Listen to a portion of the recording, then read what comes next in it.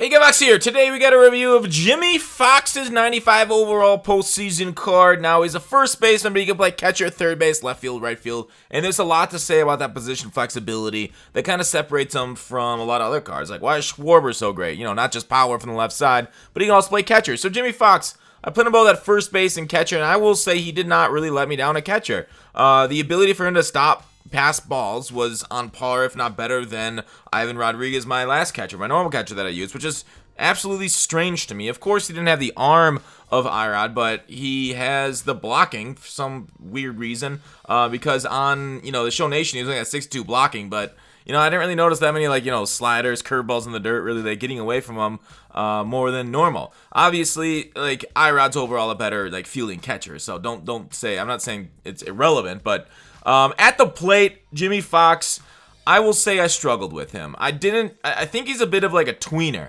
Now, he's a right-handed hitter, and you're going to face right-handers about 2/3 of the time, probably, maybe a little bit more with a righty, because they'll bring in relief pitchers that are right-handed to face him.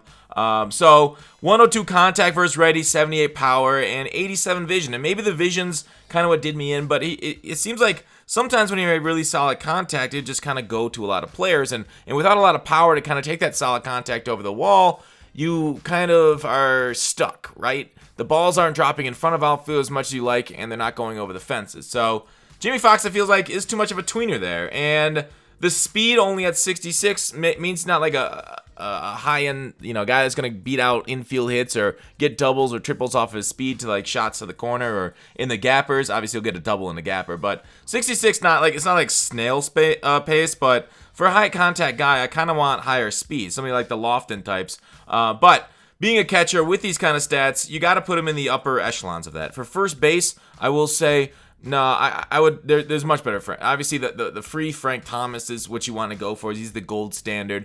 You got better power bats like Dunn. I'd probably put Dunn, even though he's listed at left fielder. I'd probably put him at first base over Jimmy. So I guess it also depends on the composition of your lineup. If you're very lefty heavy, maybe you do want to go a righty there. But still, again, Frank the Tank.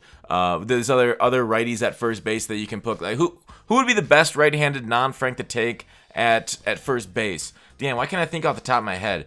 I'll come back to that when I think of that. So for his swing, it felt a little bit long. I didn't love the card. I think his SS card is going to be god tier, right? Isn't he? Mike Trout just passed him for the highest OPS of all time for a right-handed hitter. So he's up there. He's one of the best of all time. I guess Murray is a switch hitter. Now off the top of my head, I'm looking at the Show Nation a little bit. If you want somebody from the market, Murray would probably be better. I think I'd take Murray over Fox. That's just an ugly swing. I'm sorry, guys.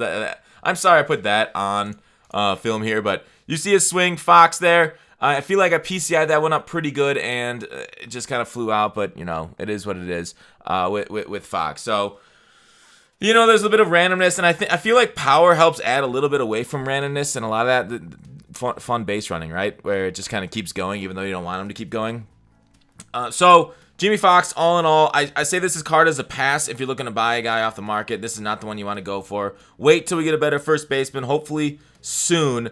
But I was, my name being Fox, I really wanted this card to succeed for me. And maybe prior to patch 1.11, he would have been better.